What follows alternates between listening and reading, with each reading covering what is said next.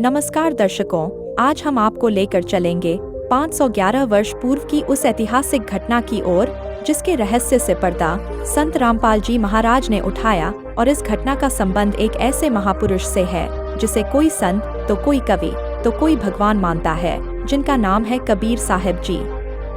जी हाँ दर्शकों, कबीर साहिब को कोई संत तो कोई कवि तो कोई भगवान मानता है, लेकिन दर्शकों संत रामपाल जी महाराज ने इस ऐतिहासिक घटना का रहस्य जिन साक्ष्यों के साथ दिया है, जिसे जानने के बाद आप स्वयं इस निर्णय तक पहुंच जाएंगे कि वास्तव में कबीर जी कौन थे। तो इस रहस्य को जानने के लिए देखिए यह पूरा वीडियो।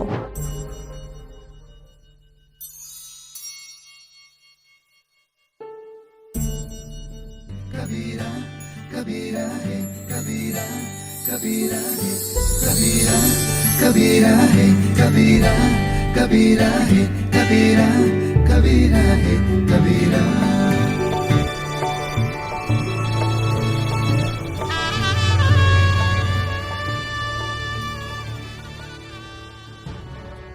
पूर्ण परमात्मा सर्व सृष्टि रचनहार कबीर देव प्रत्येक युग में इस धरा पर अवतरित होते हैं और एक आम जन साधारण की तरह लीला करते हुए अपने वास्तविक घर यानी सतलोक की जानकारी भक्त समाज को देते हैं।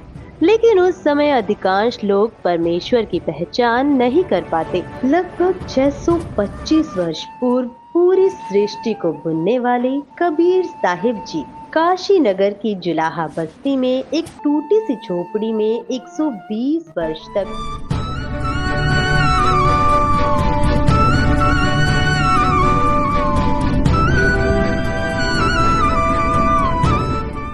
कपड़ा बुनने की लीला करते हुए अपने तत्व ज्ञान और सतलोक की महिमा का गुणगान किया करते।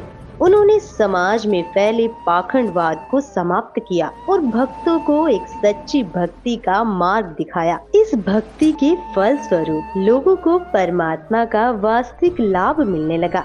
इससे प्रभावित होकर उस समय के हिंदू और मुस्लिम दोनों धर्मों के 64 लाख श्रद्धालु कबीर परमेश्वर जी के शिष्य बन गए। वहीं दूसरी तरफ कबीर परमेश्वर जी को एक आम भक्त, संत व गरीब जुलाहा समझ उस समय के मुल्ला, काजी, पंडित और ब्राह्मण कबीर साहिब जी की महिमा चारों ओर फैलते देख ईर्ष्यावश आए दिन उन पर जुल्म करने की अस्थायी कोशिश करते ही रहते थे।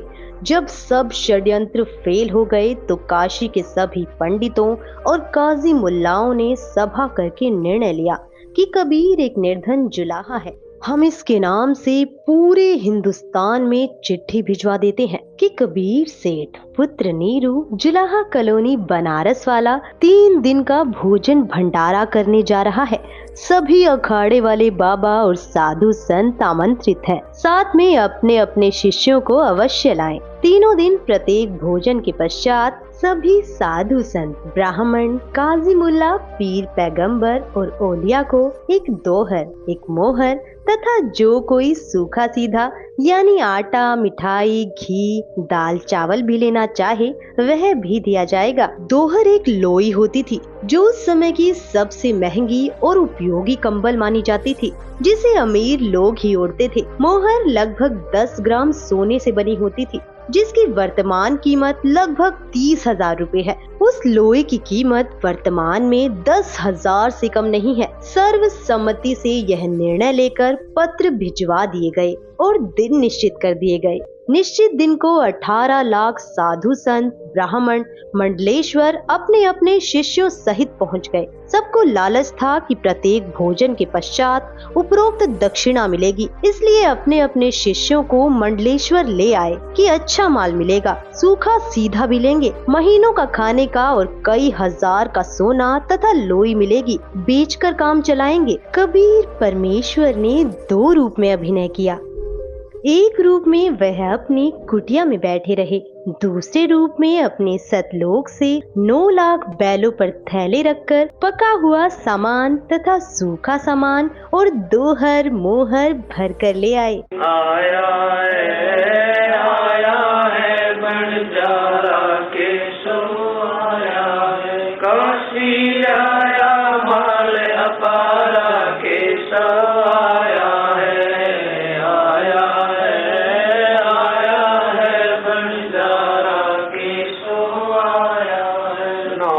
लख बोडी बड़ी विशंबर 9 लख बोडी बड़ी विशंबर दिया कबीर भंडारा के सो आया है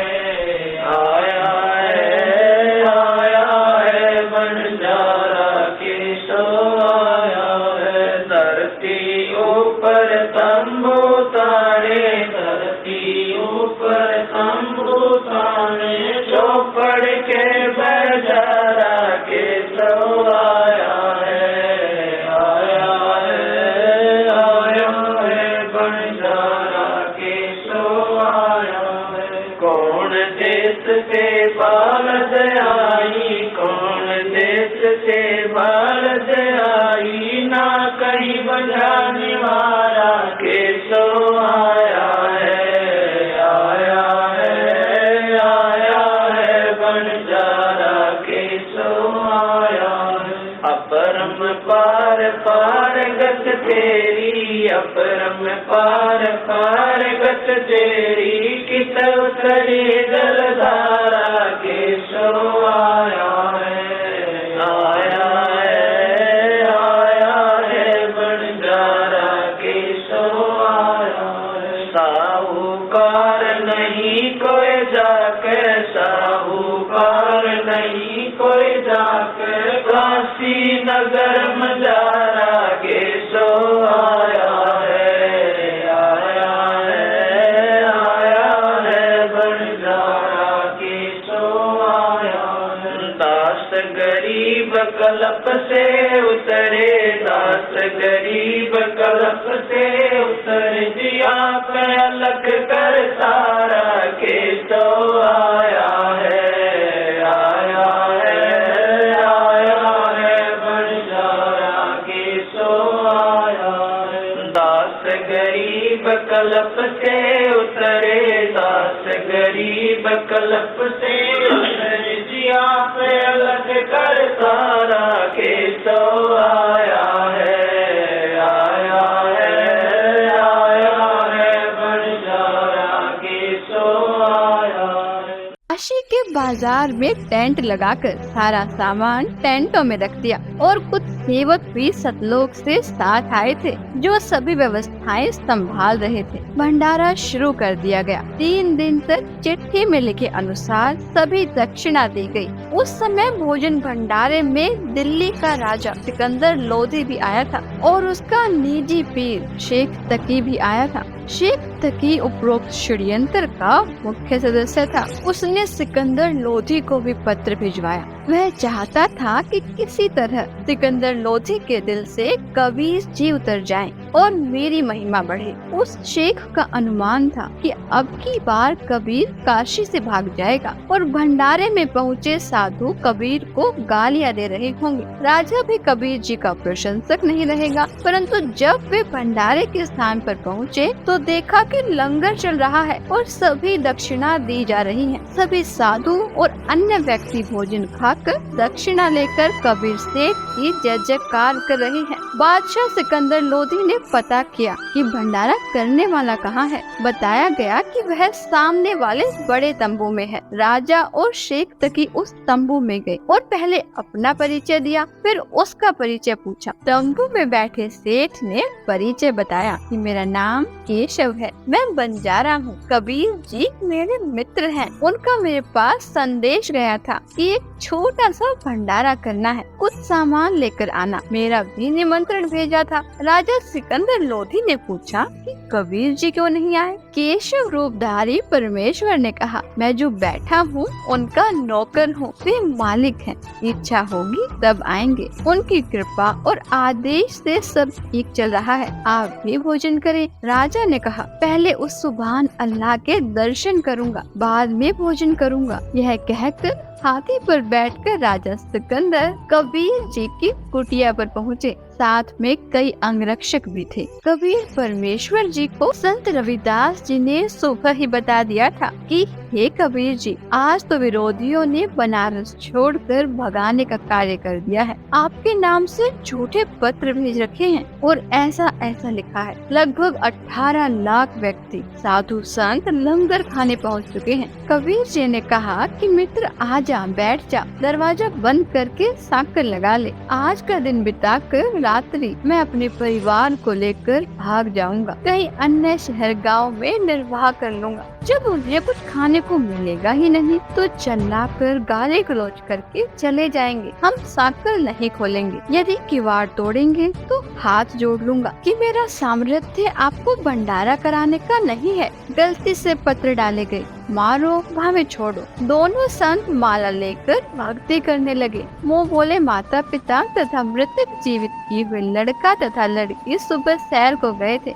इतने में दिल्ली के बादशाह सिकंदर लोधी ने दरवाजा खटखटाया। संत रविदास जी ने कहा, प्रभु लगता है कि अतिथि यहाँ पर भी पहुँच गए हैं। कबीर जी ने कहा, देख सुराग पे बच्चे तो नहीं आ गए हैं। रविदास जी ने देखकर बताया कि नहीं, कोई और ही है। 2-3 बार दरवाजा खटखटाकर राजा सिकंदर लोधी ने अपना परिचय देकर बताया कि आपका दास सिकंदर आया है, आपके दर्शन करना चाहता हूँ। परमेश्वर कबीर जी ने कहा, राजन आज दरवाजा नहीं खोलूंगा, मेरे नाम से झूठी चिट्ठियाँ भेज रखी हैं। लाखों संत भक्त पहुँच चुके हैं। रात्रि होते ही मैं अपने परिवार को लेकर कहीं दूर चला जाऊंगा। सिकंदर लोधी ने कहा, परवरदिगार आप मुझे नहीं बहका सकते, मैं आपको निकट से जान चुका हूँ। आप एक बार दरवाजा खोलो, मैं आपके दर्शन करके ही जलपान करूँगा। परमेश्वर की आज्ञा से रविदास जी ने दरवाजा खोला तो सिकंदर लोधी मुकुट पहने पहने ही चरणों में लौट गया और बताया कि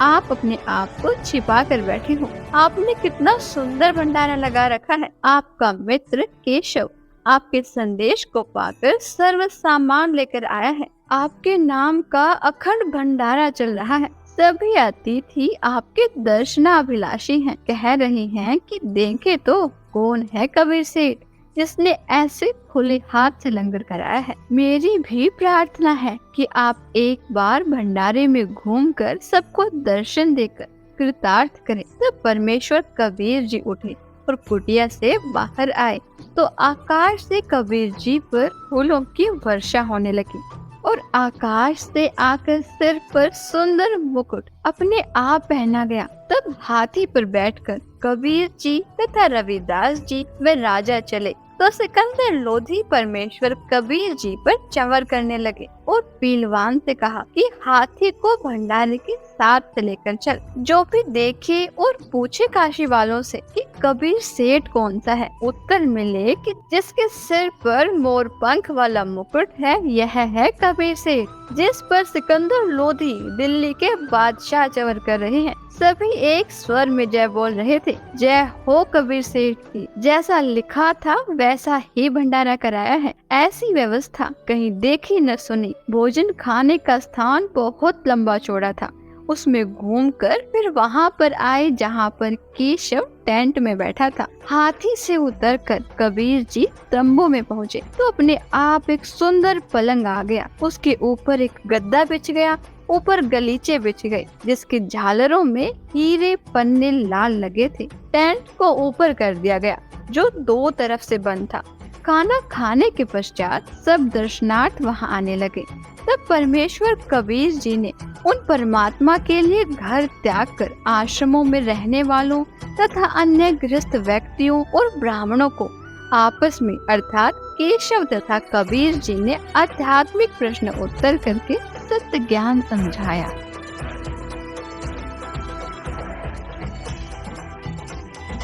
चौपड़ के बाजार फिर कर आए के सो पास, गरीबदास कुर्बान गति क्या क्या कहूँ विलास। पाट पटम्बर बस गए ऊपर हीरे लाल, गरीबदास साहेब नींद आए मुक्ता माल। केसो और कबीर का तंबू माई मिलाप, गरीबदास 8 पैर लग गोष्ठी निजगर गाप। केसो कहत कबीर से पूछत बाता बीन, गरीबदास क्यों उतरे ऐसे मुल्क मलीन। 100 योजन पर लगत है या दुनिया की गंद, गरीबदास के सो कहे हाड चाम का फंद। सुन कबीर सुर भेद हूँ कैसो कष्ट करंत, गरीबदास गंदे मनुष्य मेला आन भरंत। विष्टा जिनके देह में मगन फिरे दिन रात, गरीबदास के सो कह जिन सिर यम की घात। सुन कबीर मन भावने तुम्हारी बात अगाध, गरीबदास के सो कह तुमसे तुम ही साध। धन कबीर कुर्बान जा ऐसी रही तुम्हार, गरीबदास के सो कह छोड़िए गंदा संसार। नरक भरे तिस उदर है रुदर भरी सब देह, गरीबदास के सो कह या मनुष्य मुखे है। राम नाम कैसे भोर नरक नगीन शरीर, गरीबदास के सो कह विलंबे कहाँ कबीर। दम बिंदे ही सही नहीं जमी आसमान, गरीबदास के सो कह जहाँ रहन स्थान। हीरे पीले मोती जहाँ हीरे बदन सफेद, गरीबदास के सो कह सुनो देश का भेद। लाल श्याम जहाँ रतन है नहीं भौतिक आकार, गरीबदास के सो कह चल कबीर परिवार। सुन के सो अब वंदना कह कबीर संदेश, गरीबदास लोक में है हमारा परवेश। आड चाम की देही में दूध रतन सरवंत, गरीबदास घट पिंड में ऐसे है भगवंत।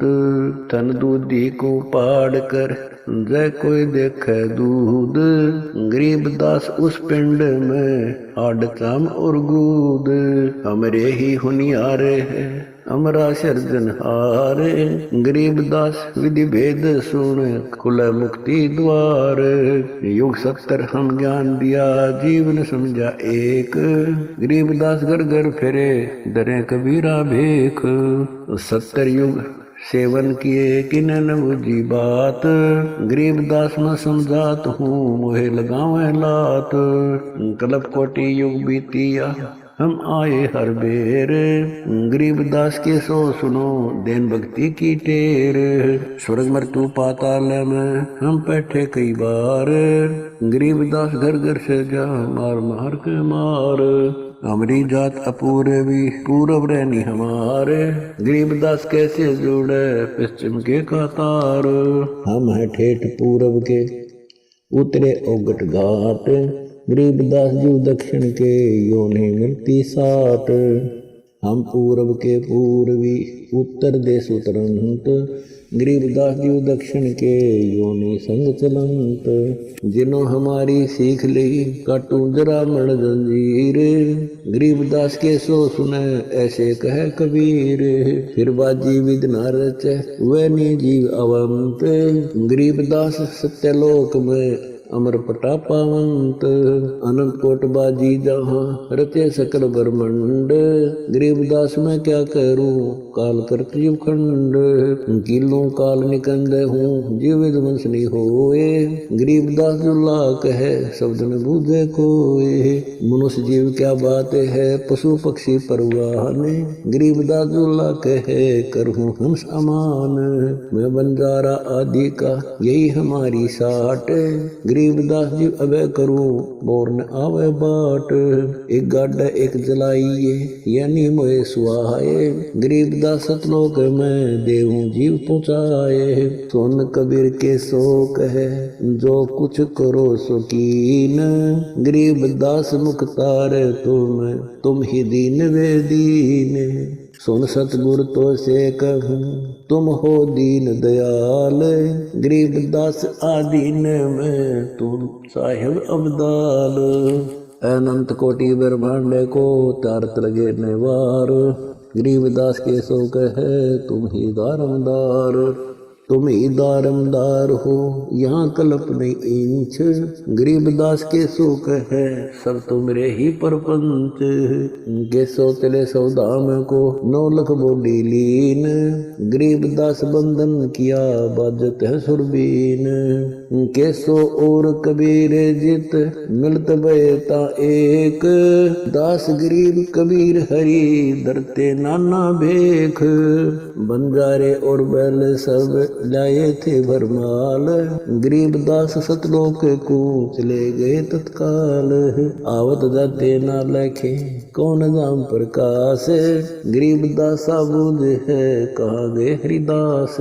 हरि में हरि के दास है दासन के हरि पास, गरीबदास पद अगम गति सात की उदास।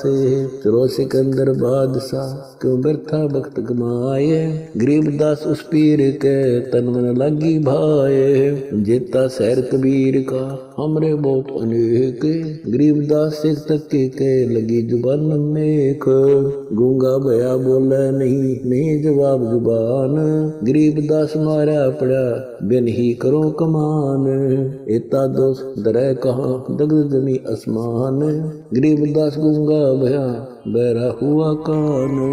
8 पहर यानी 24 घंटे तक सत्संग करके उनका अज्ञान दूर किया। कई लाख साधुओं ने दीक्षा ली और अपना कल्याण कराया। विरोधियों ने तो परमेश्वर का बुरा करने की कोशिश की, परंतु परमात्मा को इकट्ठे करे कराए भक्त मिल गए अपना ज्ञान सुनाने के लिए। उन भक्तों को सतलोक से आया हुआ उत्तम भोजन कराया, जिसके खाने से अच्छे विचार उत्पन्न हुए। उन्होंने परमेश्वर का तत्व ज्ञान समझा, दीक्षा ली तथा कबीर जी ने उन्हें वर्षों का खर्चा भी दक्षिणा रूप में दे दिया। सब भंडारा पूरा करके सर्व सामान समेट कर बैलों पर रखकर जो सेवक आए थे वे चल पड़े। तब सिकंदर लोधी, शेख तकी, कबीर जी, केशव जी तथा राजा के कई अंगरक्षक भी खड़े थे। अंगरक्षक ने आवाज लगाई, बैल धरती से 6 इंच ऊपर चल रही है, पृथ्वी पर पैर नहीं रख रहे। यह लीला देखकर सब हैरान थे। फिर कुछ देर बाद देखा तो आसपास और दूर तक न बैल दिखाई दिए और न बंजारे सेवक। सिकंदर लोधी ने पूछा, हे कबीर जी, बंजारे और बैल कहाँ गए? परमेश्वर कबीर जी ने उत्तर दिया कि जिस परमात्मा के लोक से आए थे उसी में चले गए। उसी समय केशव वाला स्वरूप देखते ही देखते कबीर जी के शरीर में समा गया। सिकंदर राजा ने कहा, हे अल्लाहु अकबर, मैं तो पहले ही कह रहा था कि यह सब आप कर रही हो, अपने आप को छिपाए हुए हो।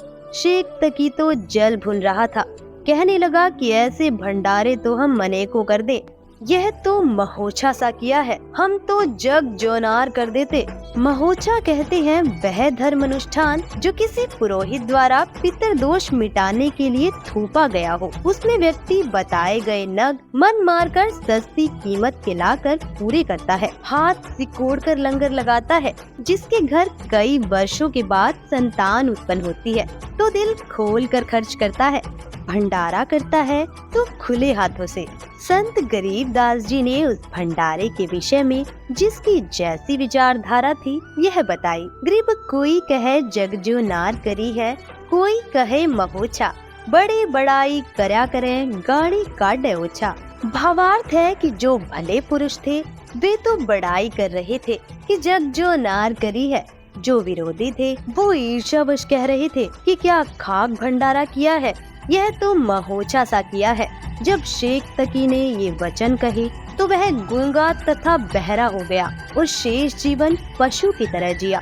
अन्य के लिए उदाहरण बना कि अपनी ताकत का दुरुपयोग करना अपराध होता है और उसका भयंकर फल भोगना पड़ता है। दर्शकों, अभी आपने देखा कि पूर्ण परमात्मा कबीर जी ने अपनी समर्थता का परिचय देते हुए 3 दिन तक 18 लाख साधु संतों को केशव बंजारा रूप में सतलोक से आकर भंडारा कराया था। और ऐसे ही दिव्य भंडारे को वर्तमान समय में संत रामपाल जी महाराज द्वारा 10 से अधिक सतलोक आश्रमों में साल में 6 बार करवाए जाते हैं, जिसमें पूरे विश्व को आमंत्रित किया जाता है, जिससे यह सिद्ध होता है कि समर्थ पूर्ण परमात्मा कबीर जी ही वर्तमान समय में संत रामपाल जी महाराज के रूप में इस धरा में मौजूद हैं, क्योंकि समर्थ कबीर परमात्मा के बिना पूरे विश्व को भंडारा कराना संभव नहीं है।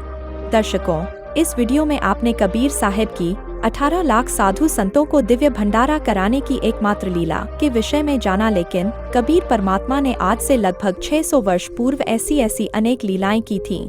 कबीर साहिब की संपूर्ण लीलाओं की विस्तृत जानकारी जानने के लिए संत रामपाल जी महाराज के मंगल प्रवचनों को प्रतिदिन देखिए संत रामपाल जी महाराज YouTube चैनल पर।